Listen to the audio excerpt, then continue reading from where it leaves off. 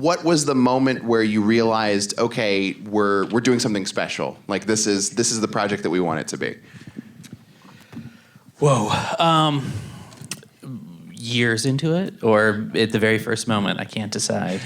I think I'll go backwards a little bit and sort of explain how I came to it first. These guys have been doing what they've been doing for a long, long time. My good friend Susie Barrett, who's the comedian in the film, had been volunteering for years and asking me to come around.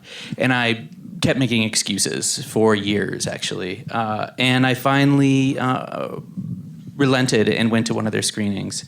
And what I saw kind of blew me away. It was like everything that's sort of great about cinema. I laughed and I cried, and it was wonderful, and I was confounded and sort of confused as to this process, which seemed very foreign to me. I had no experience with disability. So I went to the camp the next day and sort of sat with them and asked a lot of questions.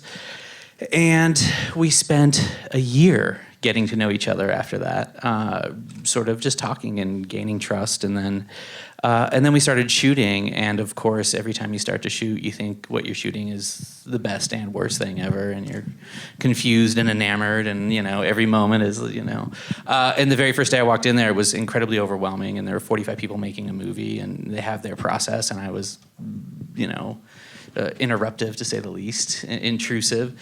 And I was incredibly emotional. At the end of the day, they asked me how everything went, and I fell apart and started crying, and it's true, like, couldn't speak. And then after that, we shot for a long time. We went home with a lot of people and sort of did little vignettes of everyone's lives. And then we edited for another 2 years. And then really, as we were editing, TJ and I discovered that this movie wasn't a movie about filmmaking, which is what our original intention was. It was actually a film about, sort of radical inclusion and these true ideas of equality, and it sort of became like a quiet civil rights movie in a way.